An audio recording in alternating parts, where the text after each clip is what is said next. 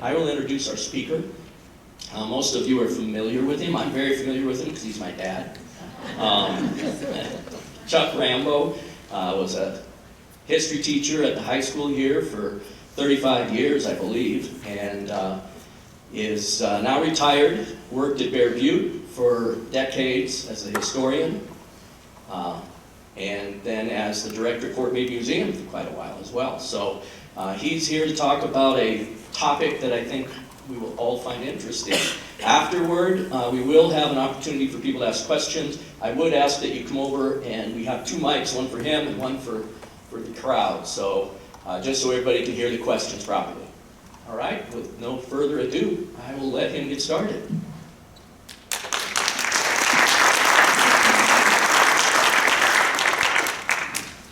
I don't know if this is working or not. Is it? Hold it up closer, Dad. Okay, we'll try that. I'll swap. Okay, are we functioning here? Yeah. Oh, good, okay. And I was very saddened and shocked when I read the paper, Rapid Journal this morning, and found that former student and very good friend, Bob Davis, was now in hospice. So I'm very sorry to see that, but Bob was and is a good friend, and okay. That's good. This is a little bit better, I think, yeah. Very good, okay. But we hope that Bob will be able to recover quickly here so that he can become a part of the community again.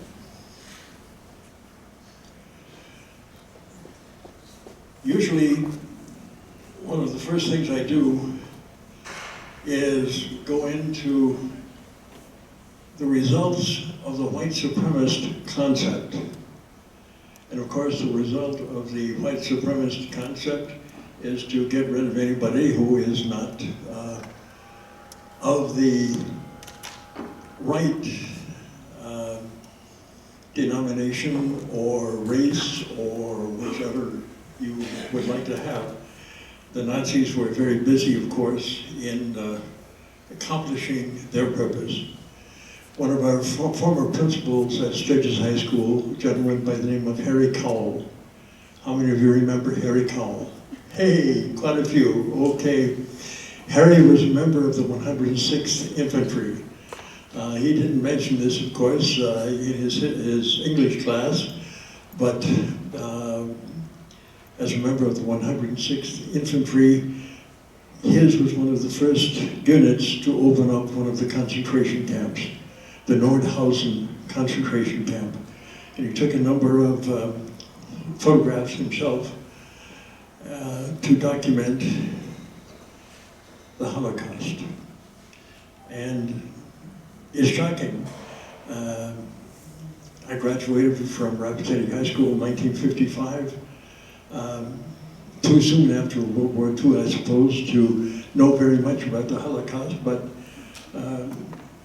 when I went to Israel on a foreign exchange trip, a Civil Air Patrol cadet foreign exchange trip in 1955, went to Jerusalem, the Yad Vashem site, the Holocaust Memorial site. And it had been in existence only about a year and a half. And a very large warehouse-like building. Frightening to walk in because, and I'll get this started so that you can take a closer look at it. Pass it down the line here, if you will. We went to the Yad Vashem, the Holocaust Memorial Site in Jerusalem, and in one corner, piles of baby shoes. Another corner, piles of hair. Another corner, lines and lines of books, Bibles, lamps, all made from the skin of people. The Nazis if they found somebody who had particularly nice skin, they would kill them in a somewhat more reasonable way, and then tattoo the skin and take off the skin and put it as the binding of a book or the binding of a lamp, the lampshade. And I was more than just a little bit surprised to find that a number of Bibles had this kind of human skin on them. But Yad Vashem, it was more than just a little bit of a shock to find that this sort of thing had actually been going on at one time.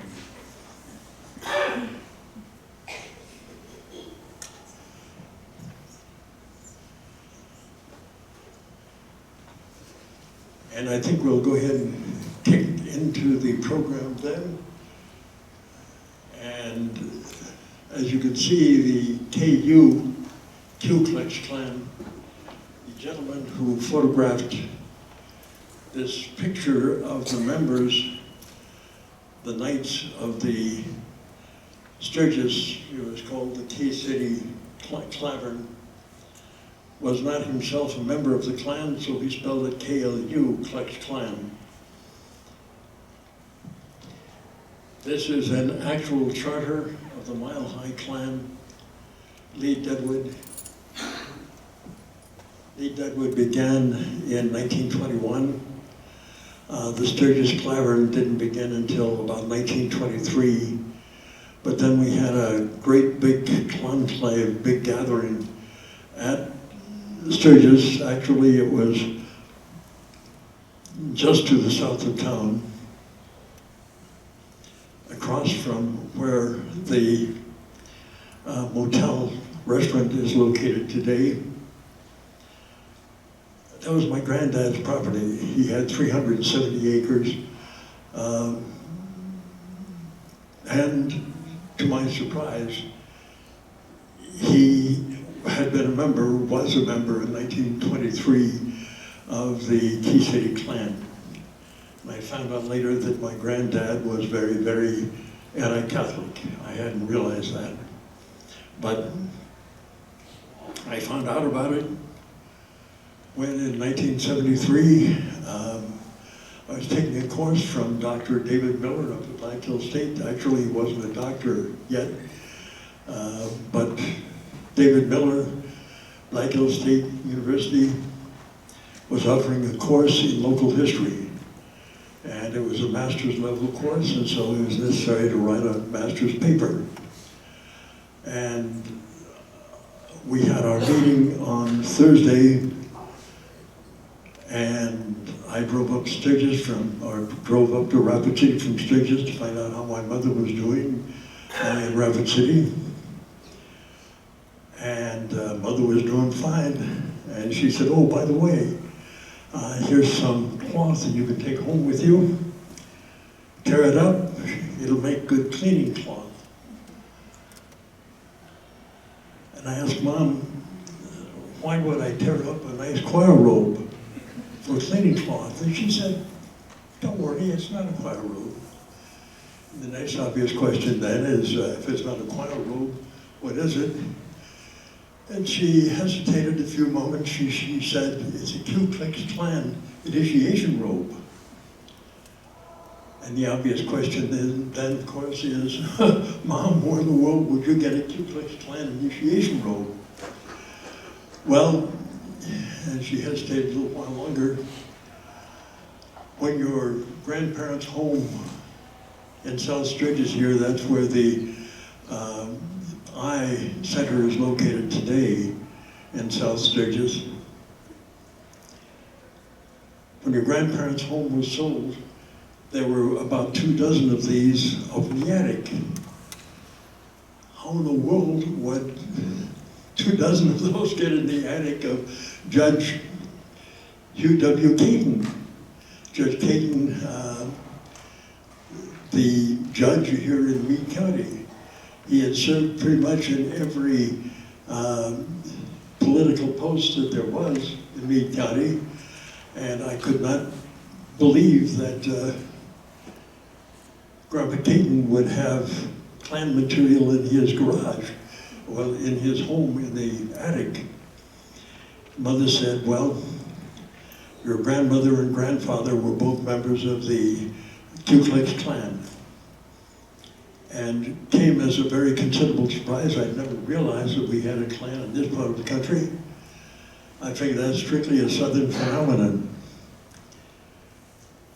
But that gave me a topic, research. And nobody had written anything about it. This was kind of brand new information. And so I got pretty much all of my information through interviews with former members of the Klan and people who had been targeted by the Klan. And probably the best way to get the information, because these were people who had first-hand knowledge. But the robe, the hat would have been a roundish hat, not like the hat of the Klan member.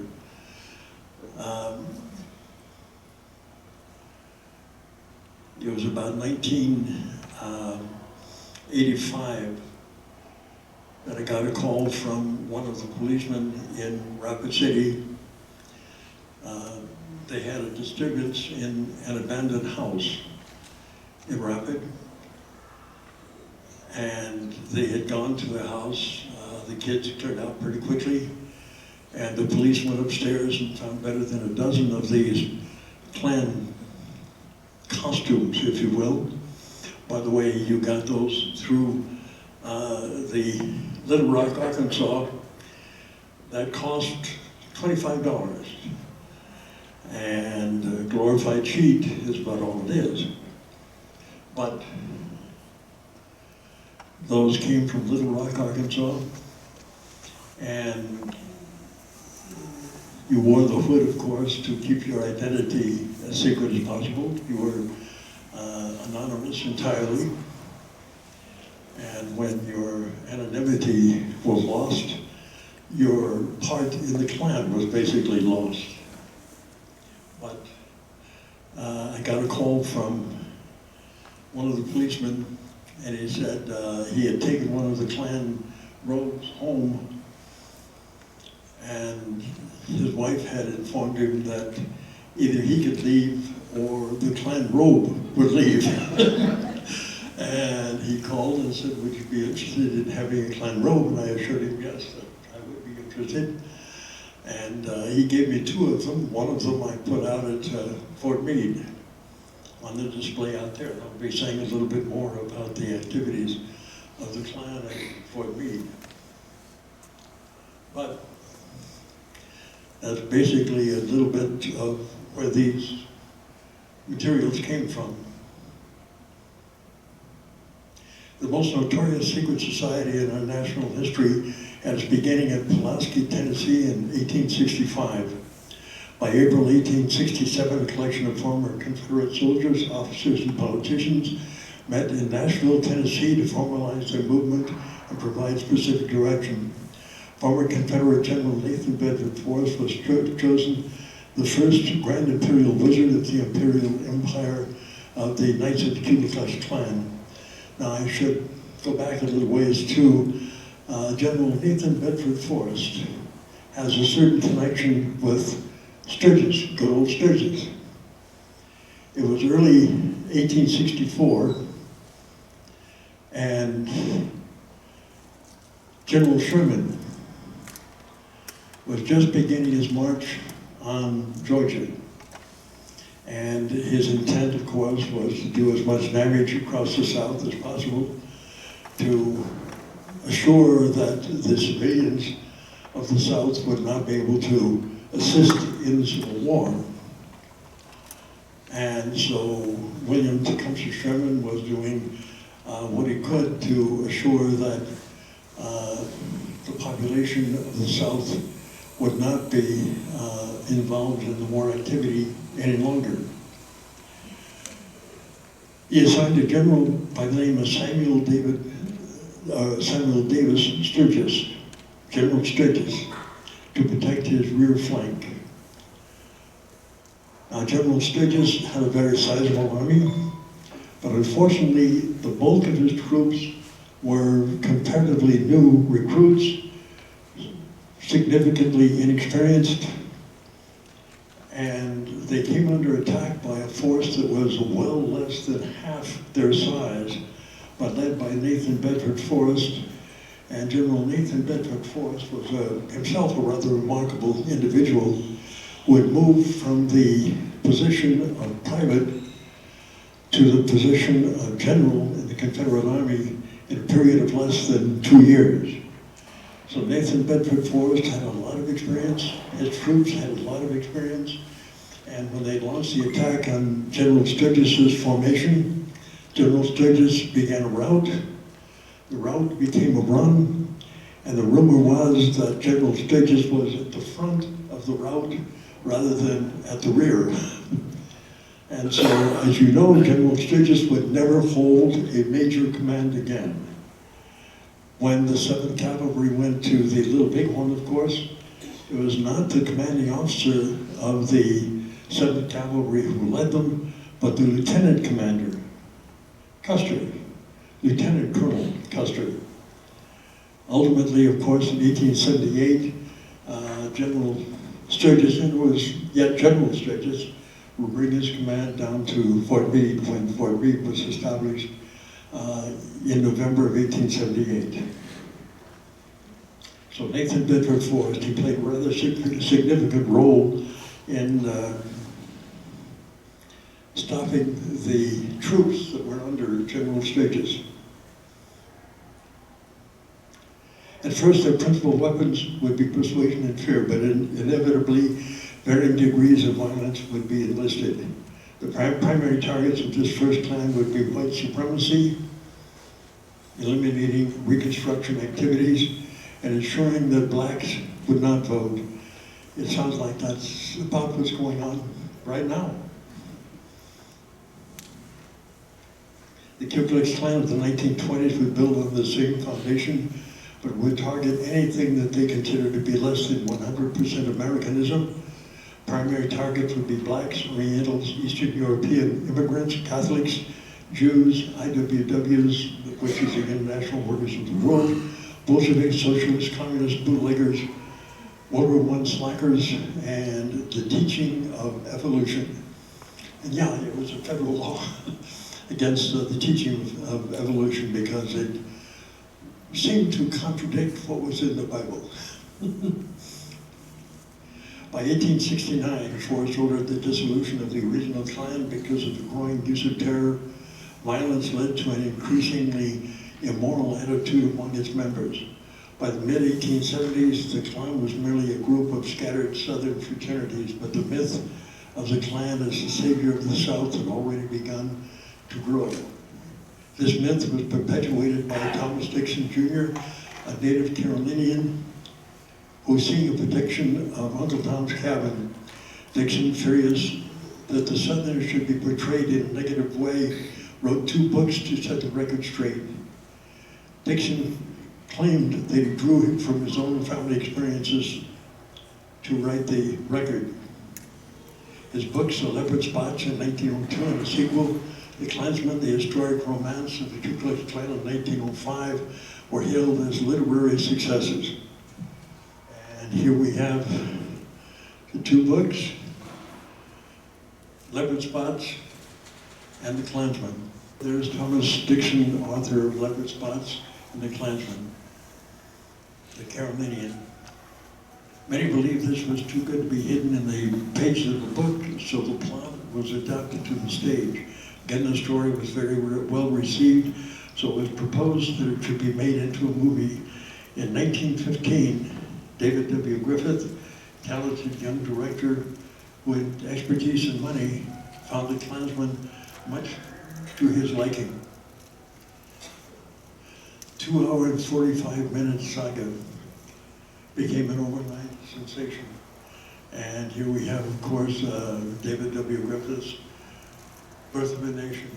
Its title was changed by Griffith after its initial showing to The Birth of a Nation.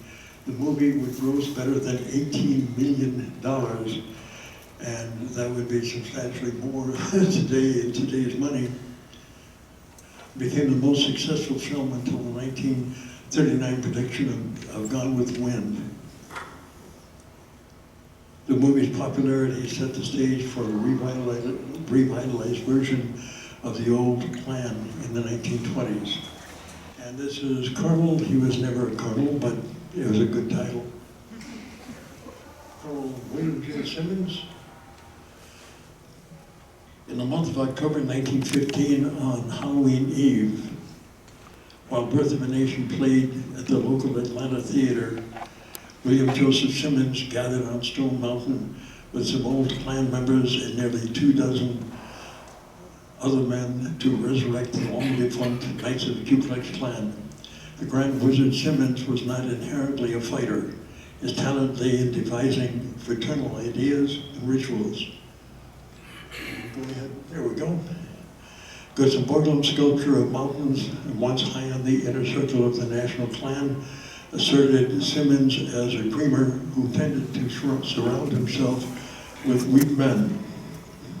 At this time, Gustav Borglum was designing the figures which would become the Great Stone Mountain Monument. By 1923, Borglum had run low on funding and appealed to the Daughters of the Confederacy for more financial support. When this was denied, he smashed the plastic model in a fit of temper and left Stone Mountain Project, but resolved to prove that he could create a greater sculpture. And of course, the Great Stone Mountain, we have a couple more pictures of the Stone Mountain here,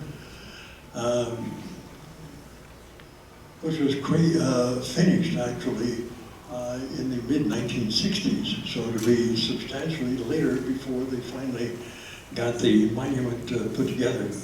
And I should mention too that one of the last big cross burnings, conclaves that we had in the Black Hills in 1927 occurred at Mount Rushmore when Gustav Borglum sponsored a gathering at Mount Rushmore where he had a giant cross and all of the accoutrements were necessary. But Gustav Borglum was very much a member of the Klan. In 1919, the Klan received a shot in the arm with two public relations promoters, Edward Clark and Mrs. Elizabeth Tyler, saw the money-making potential of the nationally organized Klan. They agreed that a profit of 80% should be realized to consider the Klan a success. Begun in 1920, their recruitment program was a successful money-making venture for Clark and Tyler, the Imperial Kleagles, and also for Simmons. Clark sent out a small corps of professional recruiters and soon amateur recruiters anxious for the $25 click token or an initiation fee, and of course that's a considerable amount of money at that period of time. With patriotic zeal, were scouring the country for every white, native-born Protestant they could entice. It was claimed that every state in the Union had its own chapter. Overseas chapters were formed under the International Order of the Knights of the Ku Klux Klan. Actually, we had Clarence all the way across South Dakota. Several of them in our own immediate area, of course. The Gate City Klan, which would be the Rapid City Klan, the Key City Klan, the Sturgis Klan, or Clavern. Marcus had a Klan, little tiny town of Marcus out in Meade County. Actually, I got into a little bit of trouble when they were just starting to fire up a giant cross in Marcus, and a cowboy who deeply resented the Klan's presence used his rope, roped the cross, pulled it down, and dragged it halfway across the prairie, putting the fire out and assuring that Marcus would not have a cross burning at this particular time. But the Claverns were very, very busy. We have here a letter from the First Congregational Church, H.T. Owen, pastor, Dupree, South Dakota. special meeting this evening at the Congregational Church for Protestants only. I have this day, February 19th, 1925, drawn my sword against Romanism. Protestants, in the name of God, home, and America, wake up. Congregational Church at 8 o'clock. Signed, H.W. Owen, pastor. And the Protestant churches were very much involved in the activity. In fact, though they didn't have a lot of room in the basement of the Baptist church in Sturgis here was the primary meeting place for the Klansmen of this part of the country. Although if they had a large gathering, they went to a very large barn, which was just a block east of Junction Avenue. I showed this picture to George Hill. Some of you might remember George. He was a social science teacher here in Sturgis for quite a number of years. His daughter teaches here in Sturgis yet. But George said that his dad rented a slot in this gigantic garage. The bottom part was not used appreciably, and so they rented out the bottom, but the upper part was a very large area where they would have kept hay. But in this case, they have a gigantic Klan gathering. There are some 85 members of the Key City Klan who are represented in this photograph, and a number of the individuals who are preparing for membership. When I gave this program in Sturgis several years ago, a lady in the back of the room raised her hand and said, I remember this situation very, very well. She said, a friend of mine, they were 11, 12, 13-year-olds. We used to go into this barn to play dolls. On one occasion, we heard some activity overhead. And as a matter of curiosity, we went up the stairs. When we got to the top of the stairs, we saw a very considerable number of men, all wearing robes, none of them wearing hoods, wrapping crosses with gunny sacks with cloth, preparing for cross burning, apparently.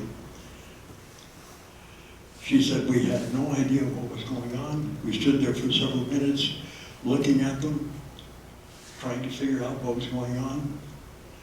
When we were spotted, one of the men walked up to me and pointed at me and said, if you ever tell anyone what you saw here today, I'll find you and I'll cut off your ears.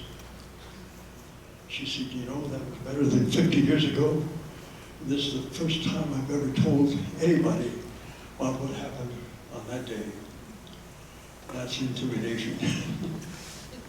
By the 1920s, the Great Plains had numerous claverns, most of them having been found by members of the Indiana Clavern. Indiana had the most enthusiastic Grand Dragon, David Stevenson. Stevenson became so powerful he was named governors, state representatives, and national legislators. And here we have David Stevenson.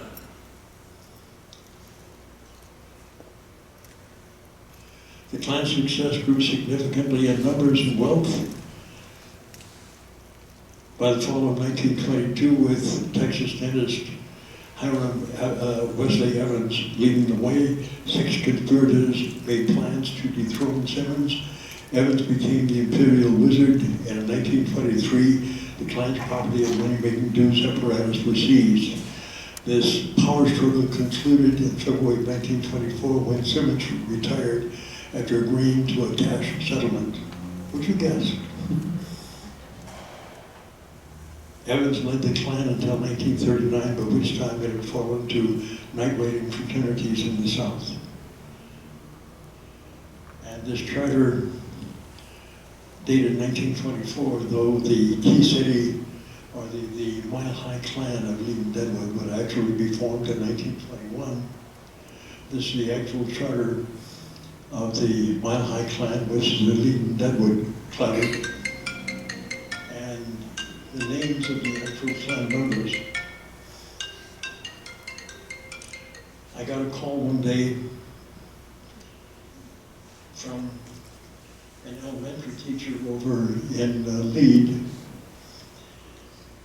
and she said, my husband was doing some electrical work. He was having to put new electrical wiring into an attic, and he got to the end of the attic.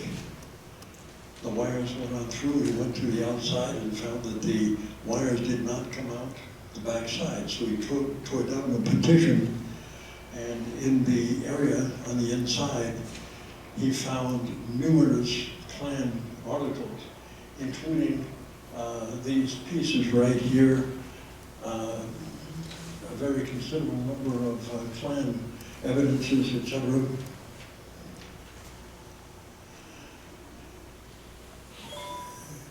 And he called his boss to find out what he should do about this trove of material. And the boss said, build a bonfire in the backyard and burn everything. Well, fortunately, he did not burn quite everything. Unfortunately, he burned pretty much all that would have been of considerable interest to anybody doing research on the Klan. All of the membership lists, et cetera, et cetera. But because these were of immediate interest, he set them aside and kept them. And then I got the call that there were some Klan materials that had been found at home in Meade. The principal Klan movement in South Dakota were from the Indiana realm and North Dakota. They began to gain support in the southeast corner of the state around Canton and Beersford. By 1925, the Klan blanketed the entire state with claverings in virtually every major town and many rural areas as well. As I say, we began in 1923. We had a very sizable conclave convention here in Sturgis in 1924. As I say, I found out later that my granddad was very, very anti-Catholic. Apparently, it was in part a reaction to the Irish Republican Army, 1920s. The IRA was at war with the British government, and the Catholic churches were receiving contributions which they were providing to the IRA to provide weapons to be used against the Protestants, the British government.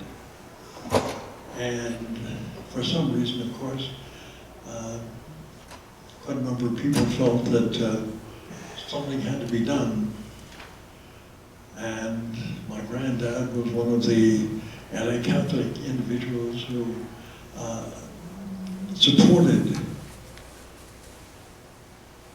the concept of bringing the Catholics, quote, quote, under control. Klansmen came to the communities offering the Klan as a panacea for whatever problems the community might have. The Klan would promote itself as the defenders of 100% Americanism. The Klan found a ready following of many who felt that Roman Catholicism was a national threat. The often quoted Klan slogans were, Catholics are not Americans. The only way to cure a Catholic is to kill him. The communities which had parochial schools and academies became particular targets for Klan activity. This is the sentiment which brought the Klan to Leade and Deadwood in 1921.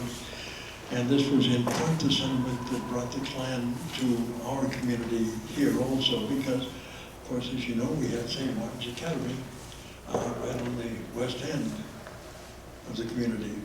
It was moved to Rapid City in the 1960s. But the students in St. Martin's Academy. Do we have any former members of St. Martin's student body here with us today? And very young, we've got about 3 or 4 back there. The students at St. Martin's Academy were instructed to get under their desks if the Klan marched by and began throwing rocks at the windows, which they did. And the students, of course, instructed to go under their desks to find protection. So St. Martin's Academy, which was just to the west of us here. Meade had a young priest who was trying to bring the entire community together. Father Arthur Belknap, rector of St. Patrick Catholic Church in Meade, proposed establishing a recreation center in the basement of his parish church. Many considered this a threat to their Protestant churches and believed that Father Belknap, a convert to the faith, was attempting to convert their children. They warned Belknap to give up his proposal, but he ignored them.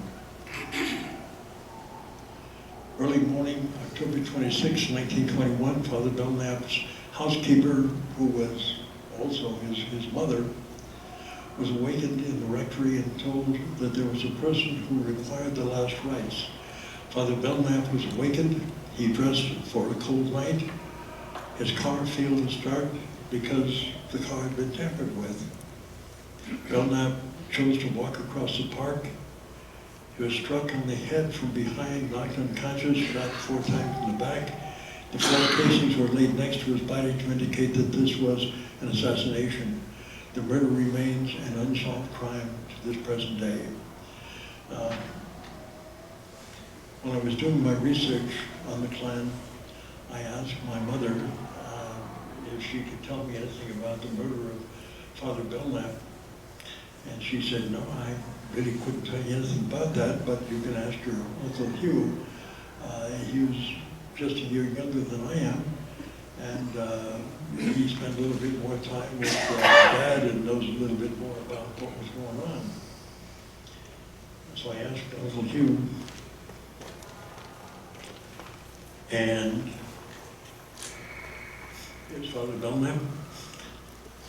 Uncle Hugh said, well, the story I got was that Father Belknap was found in the bed of one of the miners' wives by one of the miners.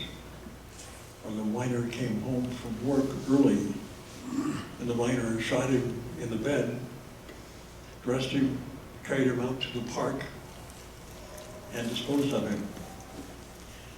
And I said, that's a curious story because in the picture, and we can go, here we go, Arizona, Denver, South Dakota, October 16th, 1921. The body very heavily clothed because it was a cold day on that day.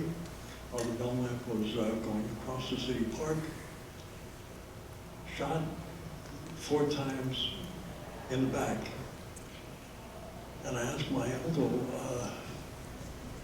how was it then if he was murdered in the bed? How was it that the bullets go through the coat? He said, well, I couldn't tell you, but that's the story that I was told.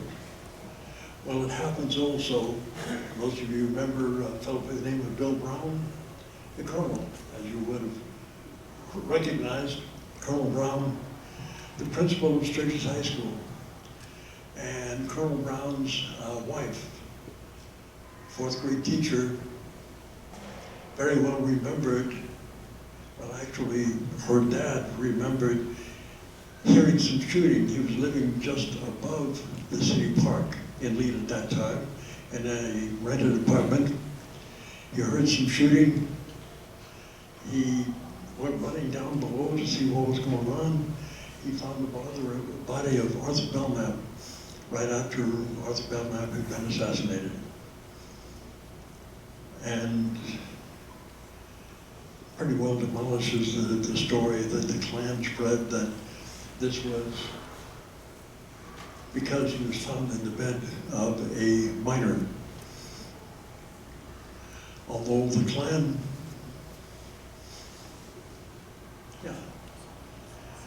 And we have the actual newspaper right over here, Father Belknap cruelly murdered.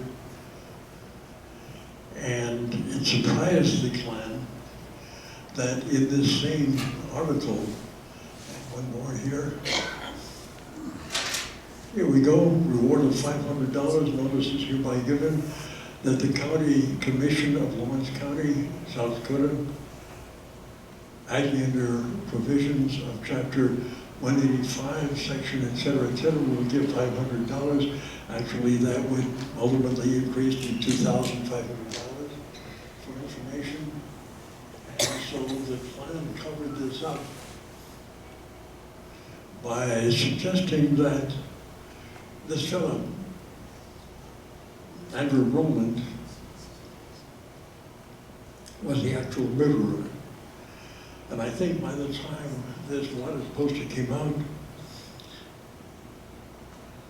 Rowland was probably already dead and buried somewhere over in Deadwood, because Rowland was never found, which was no great surprise, because this is simply a plant by the Klan to suggest that this individual who had been in a bar making comments about his dislike of Catholics, and the best way to get rid of Catholics is to kill them. And so, logical target. The Klan claimed to be a super religious organization. They were good Protestants. They carried a small Bible next to their heart. The Bible about the size of a postage stamp. And we have a couple of them in the case over here to prove that they were good Christian people.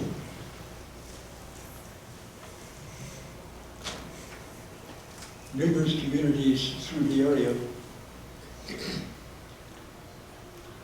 had funeral services for Klan members. Sioux Falls had a Klan substantially bigger than the Key City Klan.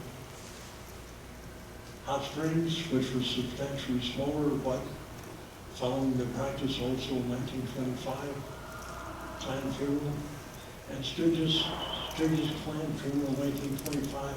And what is surprising in this photograph is the fact that there are some 4th Cavalry troopers standing alongside, probably not members of the Klan, but probably friends of the deceased. But as you can see, they were good Christian individuals offering the funeral services for their members. The Klan perhaps believed that they would be supported by the community in this killing, and they were shocked when the county offered $500 reward, which ultimately would become $2,500. This was the only violent act committed in the area, but threats of horse whippings, various forms of violence were issued. The Klan used a variety of techniques to acquire members, including funeral services offered by for the deceased Klansmen. The Klaners also promoted themselves by offering barn raisings, quilting beads, and providing assistance such as food and shoes to the needy. The women of the Klan were behind these philanthropic tendencies, and I talked to a number of people who assured me that the Klan was entirely philanthropic. This is what my mother insisted, that hey, no worry, no concern, because these were philanthropic people who were providing food and shoes and things for the families.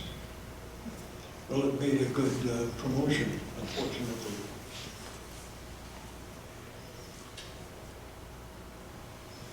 Many people who were interviewed insisted the Klan was basically only for philanthropy, but the numerous threats and intimidation proved otherwise. The high point for the Key City Klan, the Sturgis Klan, occurred on August the 23rd, 1924. On a 5-state Klanclave or convention was held on my grandfather's farm southeast of Sturgis. An Imperial Kleagle, probably Edward Young, and the King Kleagle, the state leader, And the grand goblins, the regional leaders, and many local Klingels or recruiters were busy signing up new members. 3 crosses were erected across the street from where the fill town is now located, and about 20 feet east of where the current white mission cross is located, south of Sturgis. When I first ran across this photograph, I thought it was a double exposure of some sort. And I read the back, and it indicated that the photo was taken on my granddad's farm. And I realized it had a little bit more significance. You can see on the right-hand side there the large 20-foot cross that's been fired on either side, of course. 12-foot crosses. These crosses were fired just about 20 feet to the east of where that big cross, the mission cross, is located in South Sturgis today. So if you drive south from Sturgis and see that mission cross, you can get a pretty fair idea of where this was taking place.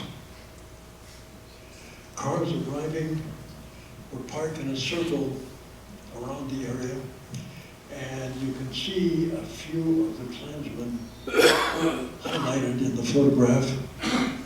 They barely show up, but when it became sufficiently dark, the cars then turned on their lights, and that's when the festivities for the Klan actually began.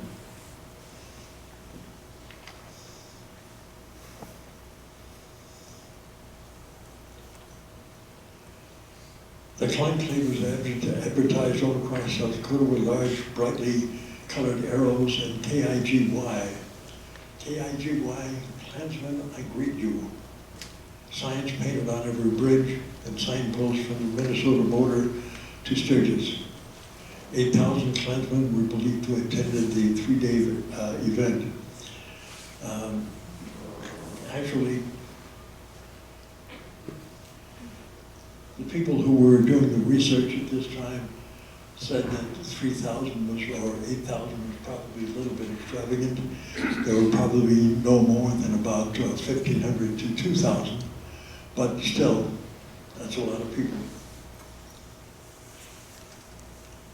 The Sturgis Klan, the Key City Conclave, was particularly concerned that there were numerous teachers in the Sturgis area who were Catholic. One teacher had her school broken into and threats were scrawled on her blackboard. She ignored them. This was a rural teacher.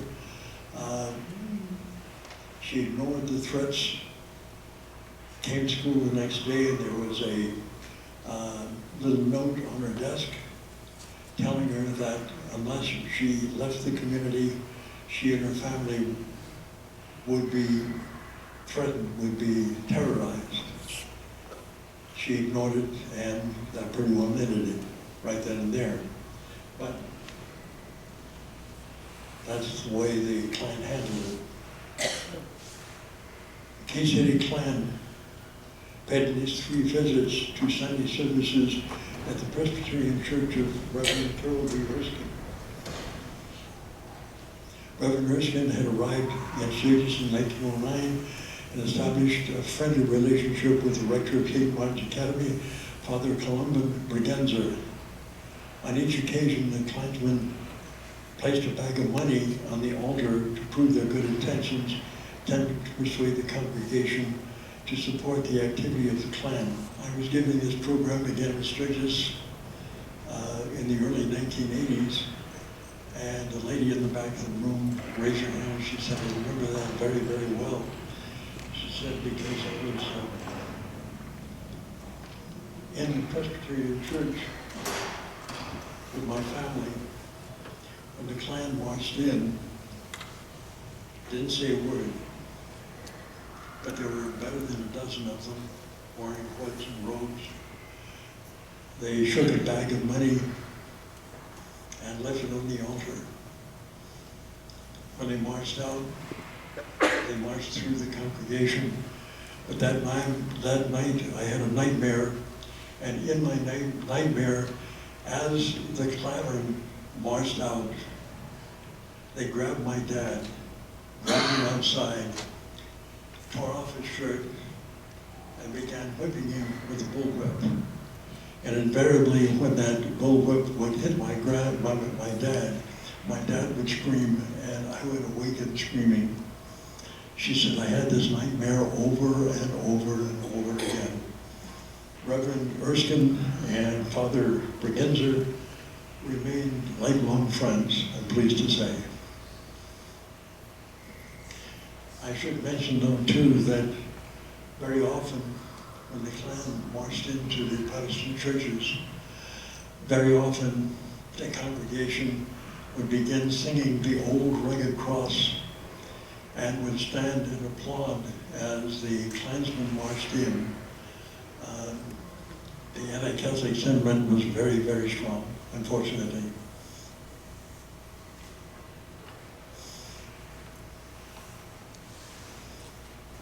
By 1924, there was much concern about violence and the threats of violence. After the first Klan's visit to the Presbyterian Church, one young girl sitting in the congregation with the parents was traumatized by frequent nightmares. After the Klan visited, she dreamed that as the Klan were marching out of the church, they grabbed her father, marched him down the aisle to the street outside. There they produced a bullwhip, tore off her father's shirt, proceeded to beat him. In her nightmare, when the whip hit her father, she awakened screaming. This recurring dream visited her almost nightly. In other Protestant churches, the response to the Klan was quite different. Occasionally, when the Klan marched into the Protestant church, the congregation applauded, and everyone began singing the old rugged cross. In 1924, a couple of young girls wanting to play dolls visited an abandoned barn in Sturgis. I've mentioned this already, of course. The Klansmen were preparing a cross to be fired later that week. One of the Klansmen approached the girls and told them that if they ever told anyone what they had seen this day, the Klan would find them and cut off their ears. The retired widow who told me this story told me that it had been more than 58 years since this happened, and this was the first time she had ever spoken of that threat. At St. Martin's Academy, you recognize St. Martin's, of course. And unfortunately, I believe pretty much all of the buildings are gone except for the church, which is on the right-hand side there. That church is still being maintained by the Bichon family, who were primarily responsible for having it established in the first place. In 1924, the 4th Cavalry returned to Fort Meade. Shortly after this, some rustlers were captured well east of Fort Meade. One of the alleged rustlers, slightly wounded in the capture, was taken to the Fort Meade infirmary since there were no medical facilities in Sturgis. The Klan applied pressure on the fort commander to turn the rustler over to the Klan for a kangaroo court. The commander, whose family was living in southern Illinois, refused the Klan demands. The Klan then threatened to march on the fort to force the release of the rustler to them. The fort commander ordered the 4th Cavalry in full battle gear onto the fort perimeter. For the next 2 weeks, the soldiers marched the area with rifles, light ammunition, and the Klan, for some reason, never marched on the fort itself. Though in 1925, they did have a very sizable gathering just to the west of the fort, in the valley out there. In early 1925, the Klan planned a cross burning just to the west of the post. 3 cavalrymen, 2 sergeants, and a corporal, resentful of the Klan pressure upon the post, took a water-cooled Browning automatic machine gun up on Sly Hill, and as the Klan was setting up the crosses, they fired some 2,000 rounds of ammunition over the heads of the Klansmen. Many of the Klansmen came to the demonstration with rifles and pistols. But when the firing began, they simply took cover. When the firing concluded, the Klansmen began to fire in the direction where the firing had originated. Now, by this time, and the cavalrymen were well experienced in taking their machine gun down, dismantling the machine gun, and they took it down to the west from the hill. So by the time the Klansmen recovered their senses, so to speak, the cavalrymen were already off the mountain. I talked to one rather prominent individual here in Sturgis. I had no idea that he too had been a Klansman, but he said he was a member of the clan that were preparing for the cross-burning. And when the machine gun rounds began to fire over their heads, they took cover. He said, I was shocked to learn that it was 2,000 rounds that had been fired over the top of us. I had no idea, he said, but the shooting seemed to go on for a long time. Probably wasn't as long as it seemed. But when they recovered, they began firing in that direction, and the soldiers had already taken their gun apart, come down the hill.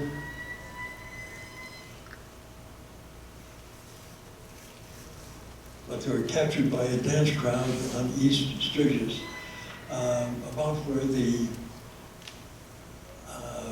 post office used to be located, at the bottom of the hill there on East Sturgis.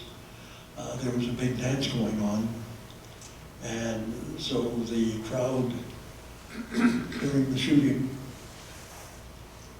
told the three cavalrymen that they were under arrest, and the cavalrymen were turned over to the colonel. The colonel punished the three men, sent the two sergeants home on leave for 2 months without duty. The corporal was required to remain on post for the next 3 months without duty. So in other words, they received the benefit of some time off because of the good services that they had provided. The colonel very much appreciated the fact that they had done something about it. And it's the water-cooled machine gun, of course, which did the job very nicely. Tri-State Clever, 1925. In 1925, let's see, the Tri-State clan in Belknap had a very active clavering and sponsored the 1925 Tri-State Rodeo. The women of the clan made up deviled eggs for the people attending the rodeo, so few were eaten that the children enjoyed a deviled egg fight at the end of the rodeo. And I can well imagine the gentleman who told me the story said that they were just kids in the group of people watching the rodeo. They glanced down and realized that there were tables of eggs that were sitting there, nobody eating them. So a group of the kids went down, gathered them up, and they made very good projectiles. Began to toss them around. The Tri-State Roundup, Belknap, South Dakota, July 2nd, 3rd, and 4th, 1925. National Demonstration, Ku Klux Klan, July 3rd and 4th. KKK, Welcome to the Black Hills. KIGY, Klansmen, I greet you. Unfortunately, there were a lot of people who were members. If you go to the Tri-State Museum today, you will find a very sizable photograph of the 1925 gathering with the Klansmen all lined up in front.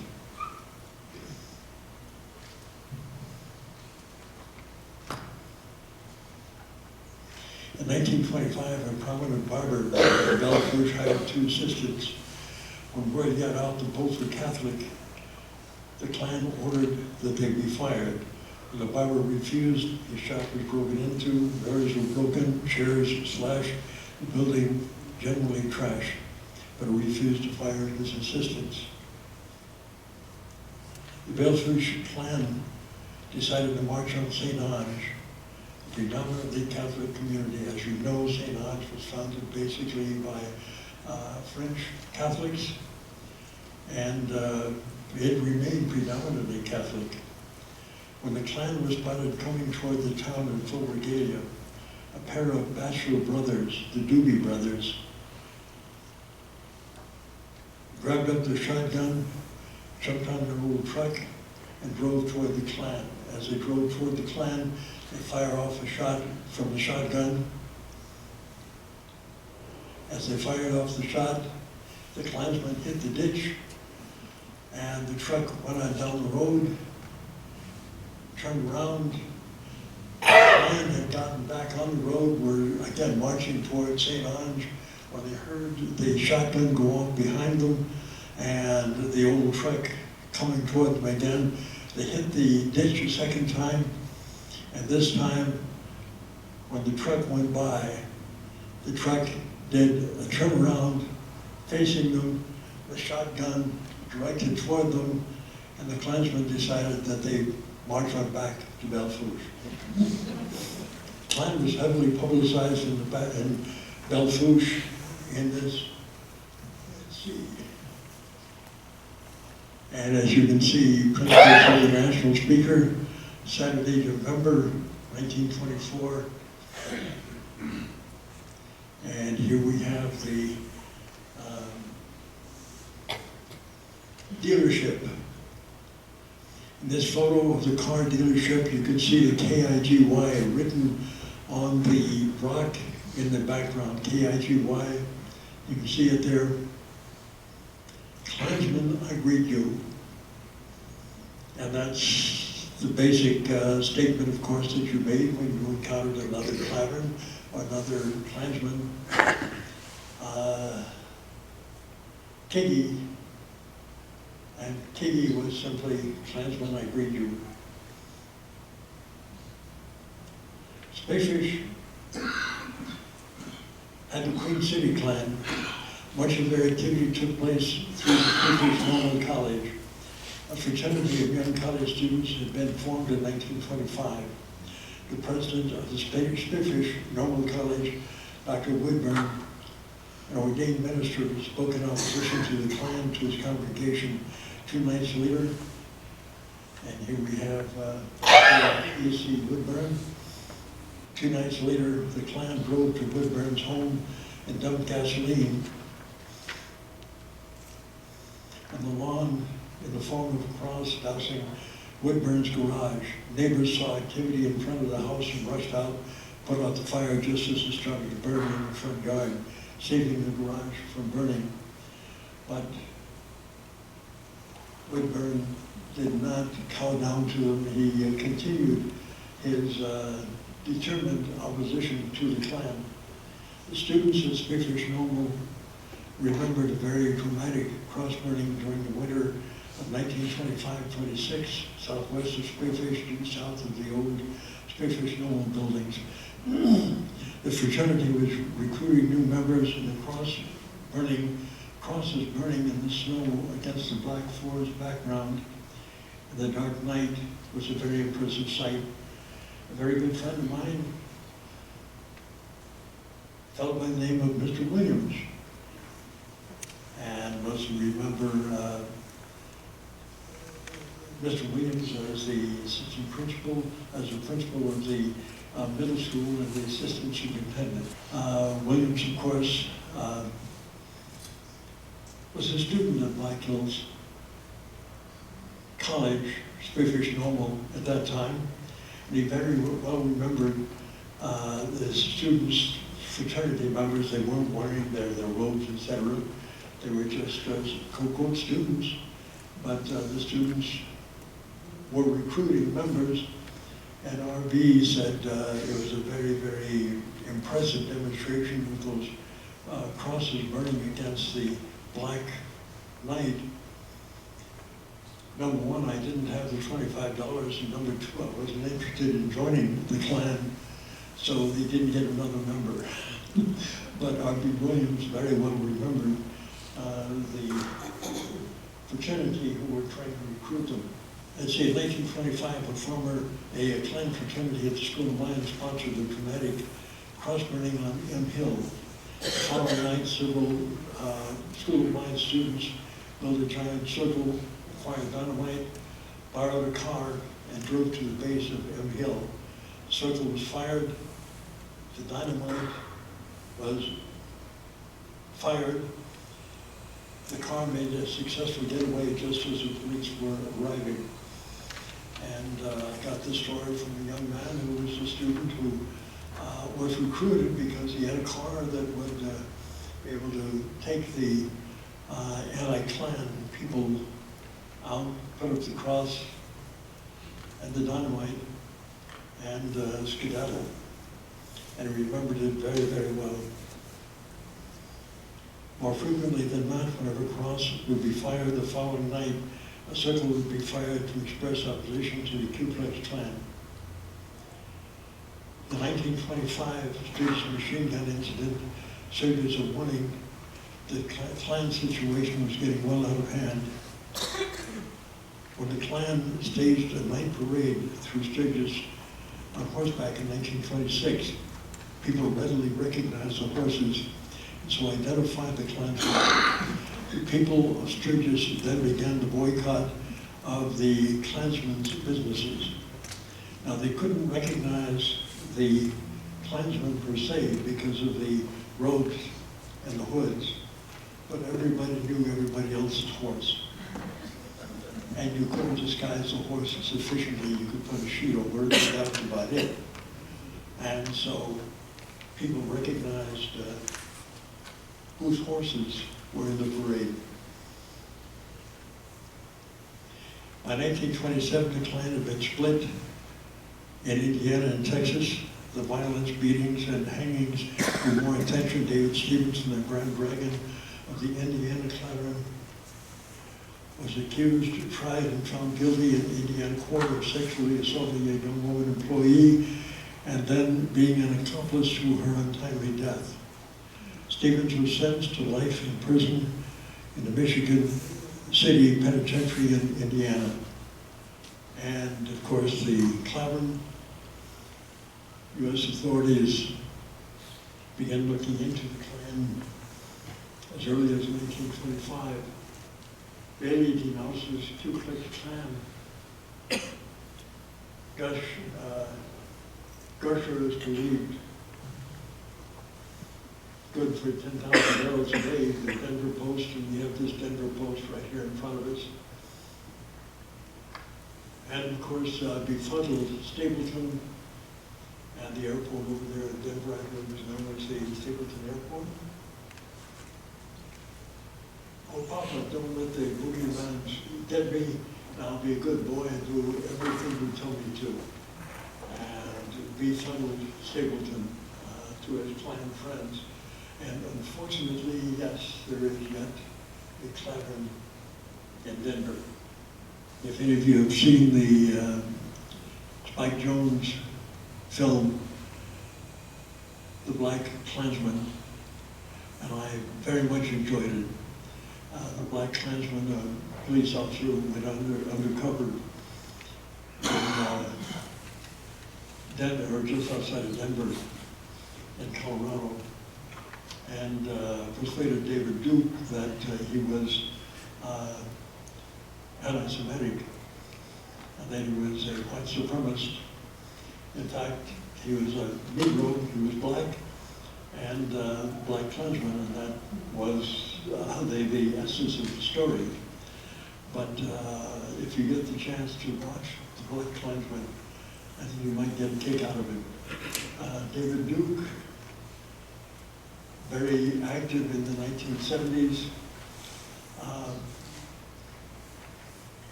was the first to congratulate Donald Trump, when he received the nomination for the presidency for the Republican Party, there was no comment on the fact that David Duke was the Grand Dragon of the Louisiana Klan at the same time. Chuck, may I? Very quickly, some of you might remember Dale Jones, who was my adopted brother. And the Klan tried to take over the 2000 rally. After the rally, his guests left. There was one who stayed out a little bit longer. The next door neighbor said, "Hey, do you know who that was?" "Oh yeah, his name's Dave, college educated, very well spoken." That man is David Duke, the Grand Dragon of the Ku Klux Klan. The reason that we do this program is because we'd like to keep that from happening again. Thank you. The Klan at this time was attempting to take over the Sturgis rally. It didn't succeed. The motorcyclists were just a little bit too independent.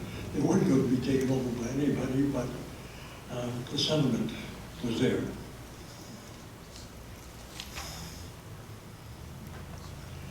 In 1927, the Imperial Clegals, Mr. Clark and Mrs. Tyler, were under state indictments charged with disorderly conduct and adultery. In Sturgis and the other Hills communities, the boycott of businesses of Klansmen and supporters and the rumors that Catholics were beginning to arm themselves caused a realization that there could be a general bloodbath. By 1928, when the Key City Klan demonstrated against the presidential campaign of Catholic Al Smith, they burned a cross above the Sturgis golf course, but so few Klansmen were available that the Klan members had to be recruited from across the state to make a respectable Klan burning. The tri-state realm, North Dakota, South Dakota, Minnesota, were formed in 1927, late 1927, by the inevitable diehards, but by the early 1930s, the North Century Klan was dead. Unfortunately, Klan activity has continued, but not always wearing sheets, but now neo-Nazi skinheads. And of course, today it's much more popular to be a neo-Nazi with the same concept of being a white supremacist. The robe of the Klan is not as popular any longer. As you can see, this is dated 1987. At the time that my wife came to Sturgis the first time, and these signs were scattered through the community. The Sturgis Motorcycle Rally, the Black Hills Classic.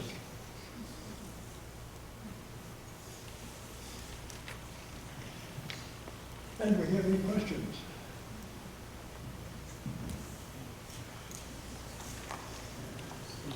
Here, I'll get a microphone. I have a loud voice. Okay. So what's the genesis of the name Ku Klux Klan? Where'd that come from? Okay, Klan is, the general name that is recognized. Chuck, we can't hear you. We can't hear you. Put your mic up. Yeah. Microphone. And the other has no significance, actually. It's just a number of words that kind of form together and sound appropriate.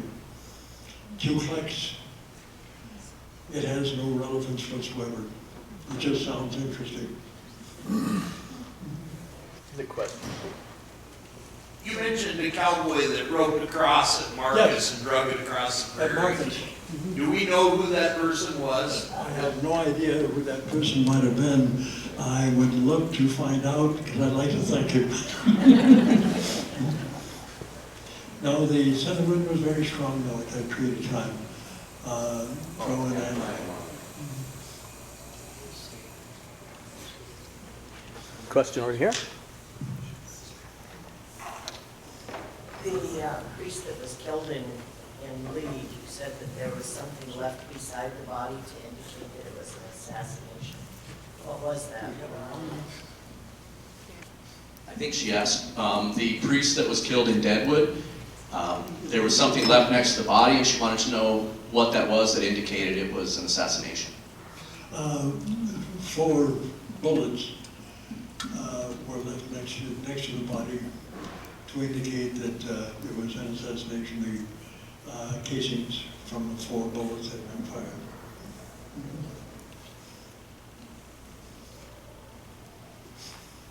Question, David?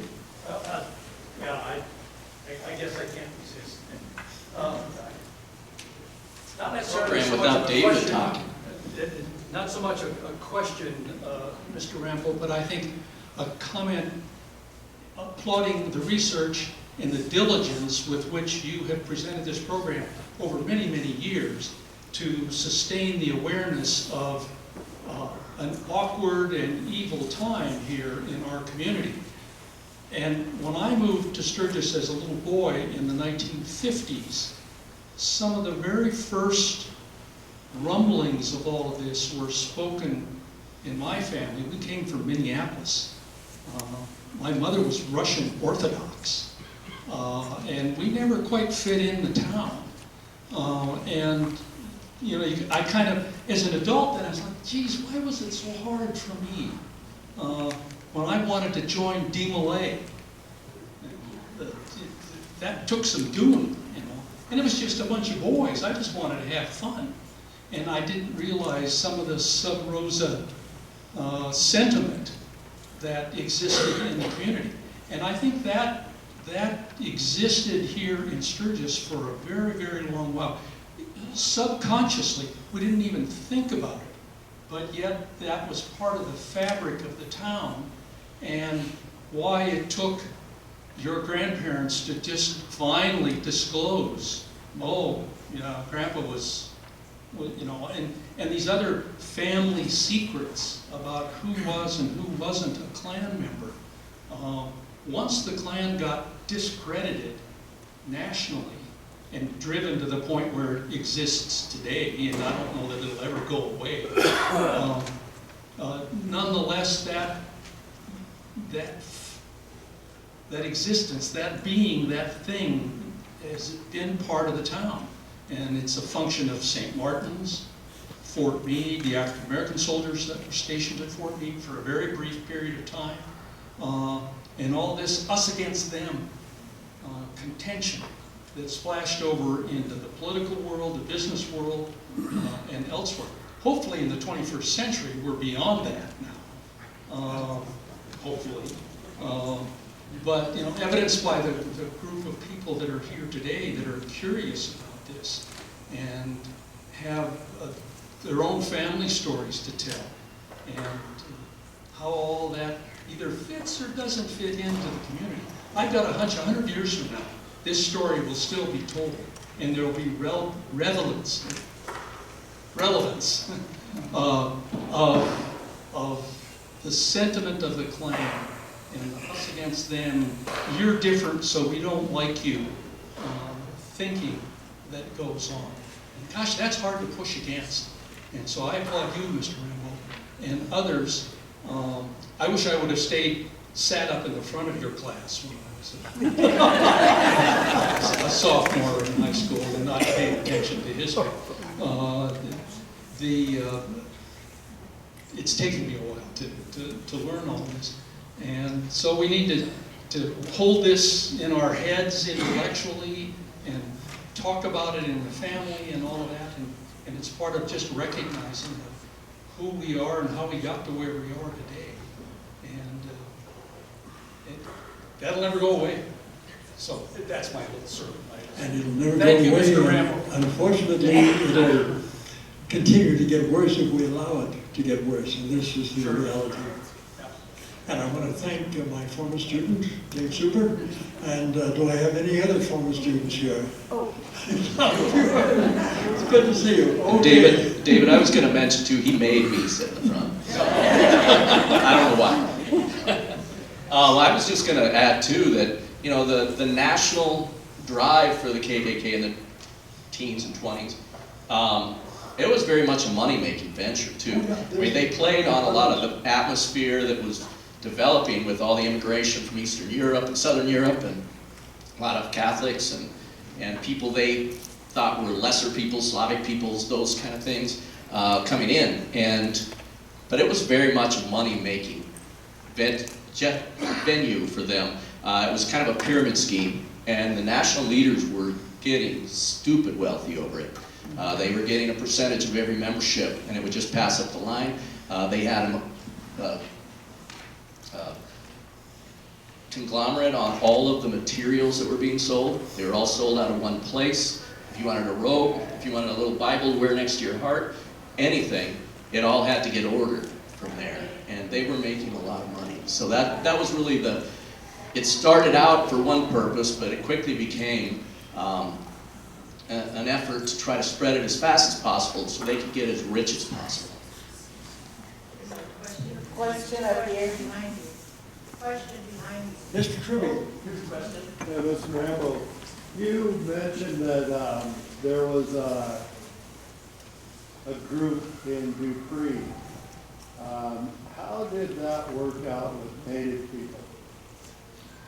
Was there, do you have any information about did Native people belong to the Klan? Were they totally You want to opposed know the how Klan? in Dupree it worked out with the native population there, and if there were any.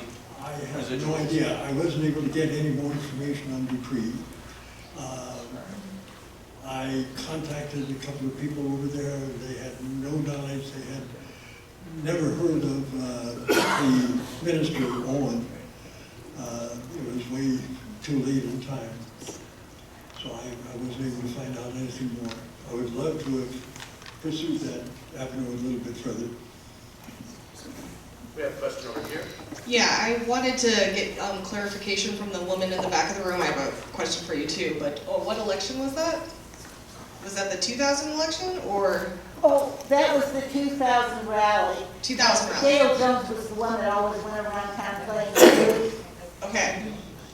All right, and then my question for you is, I'm a transplant to this area, and I've always heard about the KKK rock that is out of Sturgis. I was wondering the significance of that, and is it able to be hiked to? Thank you. Is able to To be hiked to, if you're able to get to the rocks that are up above Fort Meade. I know of the rocks up there, but the date on the rock is 1948.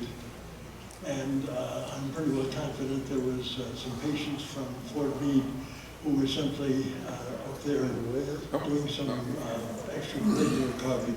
Just for some clarification for those that aren't familiar, there are some rocks on the hill between Sturgis and Fort Meade, on the top of the hill and on the back slope of it going down toward Fort Meade, that have biblical verse carved into it. And then next to it there's KKK carved. We just recently photographed those to preserve the record of them, because people do see carvings and tend to carve over them and carve their own names and that kind of thing. I kind of myself believe that those might have been biblical passages somebody put on there, and somebody else came along and carved K's into it to kind of add their own touch. I don't know that. It could have been the original carving, but there's a difference between the type of carving in the rocks. The Bear Butte Creek Historic Preservation Council, which I mentioned, we recently hired somebody to come in and professionally photograph and scan a lot of carvings that are out on the rifle range north of Fort Meade. And he went up and scanned those as well. So we're able to now keep a permanent record of those as they existed today. So. Can you hike to these rocks? Oh, there is one that is not far at all off of the main road that goes between the fort and the cemetery. It's just above the road. But a couple of them are clear on the top ridge of the hill. So. At the time that the 1924 conclave was held here in Sturgis, 3 large Ks, or large holes were cut in the ground up there and filled with sawdust and oil and set on fire, so that the people at St. Martin's Academy would be intimidated, and also so that the railroad going by just to the east would be able to see the Klan activity. When Interstate 90 was built, ground was taken from that area for some of the building, and pretty well removed the 3 Ks that were up on the slope of the hill. So those are no longer there. What was the relationship between the Buffalo Soldiers and the KKK and Sturgis when they were here? Okay, a question about the relationship between the Buffalo Soldiers and the KKK when they were here in Sturgis. The Buffalo Soldiers were here in the 1890s, and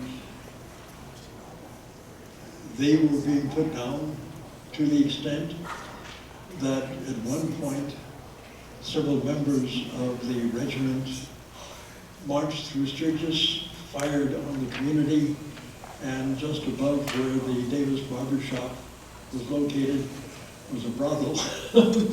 And one of the men in the brothel glanced out the window and was hit by a bullet, killed.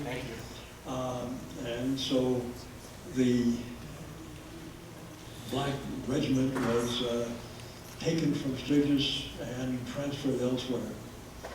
Yeah, they arrived in 1880, the 25th Infantry, and they were here till 1887 was the period of time they were here.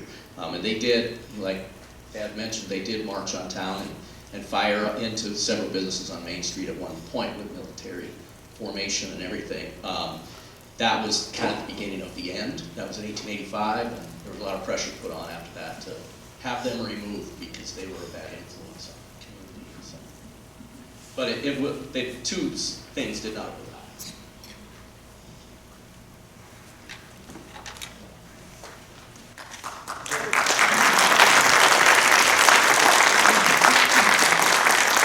Question back here? I was wondering, how large was the Klan in Belfouche and how long did it exist? How large was the Klan? How large was the Klan in Belfouche and how long did it exist? It was about the size of the Key City Clavern. In the photograph here, we have 85 members. It was pretty much the same size. I have no idea how long it lasted. It began in 1924 in Belfouche. Is there another question? Oh, I saw a hand somewhere and I kind of lost track of it. Go ahead. My mother just passed away here a month ago, 106. She could remember the Klan marching through the Methodist Church, chanting, Ku Klux Klan, we greet you, Catholic, we get you. And she could remember the National Convention in Belfouche. And it always bothered me, what was the connection of why the Catholic, they were opposed to the Catholic marrying a Protestant. I get that. Okay. And he remembered, I don't know how much of that you heard, Dad, but he remembers his mom mentioning that the Methodist Church in Belfouche, In Spearfish. in Spearfish, excuse me, the Klan marching through and everybody chanting KKK, we greet you. Catholic, KKK, we greet you. Catholic, we get you. KKK, we greet you. Catholic, we get you. And he was curious why there was that kind of sentiment against the Catholics. In the 1920s, the Irish were just beginning their attempt to gain freedom from Britain, and the Irish Republican Army was very, very active, and the Catholic churches were taking contributions which were going to the IRA, and a great deal of resentment that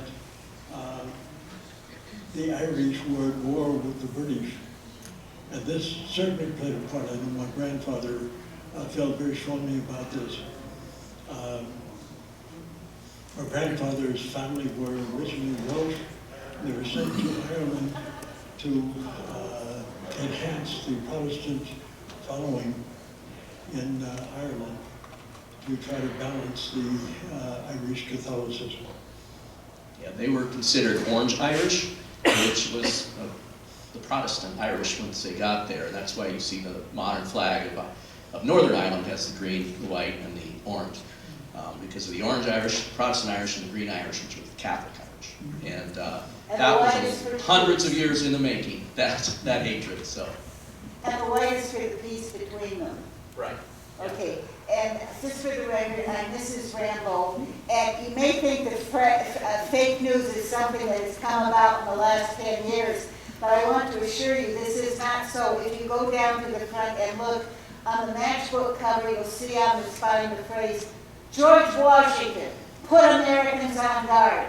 So we all know that George Washington was a Klansman. There's a lot of, However, I do want to thank you because this has been one of the most attentive audiences my husband has ever had. we And have I no want to questions. thank you. Question here, hold on. Yes. I was just wondering if the Depression had anything to do with the demise of the Klan. Did the Depression have anything to do with the demise of the Klan? Did the what? The Great Depression? The Depression played a part, certainly. But no, the Klan was pretty well gone before the Depression really became serious. The Depression of 1929, and the Klan pretty well ended across the nation by 1928. So that assured that the Klan would not come back very strong again. And of course, the Klan did not come back until 1954 with the Supreme Court ruling of Brown versus Board of Education. And that's when the modern Klan came back in numbers. Yeah, the end of the Klan nationally tied a lot to what you had described with the arrest of the head of the Klan for rape and kidnapping. He had kidnapped a girl and taken her across state lines, and that kind of started things spinning. But you know, at that point, they were running the entire state of Indiana. They had the legislature, the governorship, everything, and that just collapsed on them. And so that kind of started a whole trickle effect around the country. And that was in 1925. Because in 1945, David Stevenson was attempting to get out of prison. He did not receive his release. The other questions? I know that. Thank you, everybody. It's been a really great program. Thank you. And we're just encouraging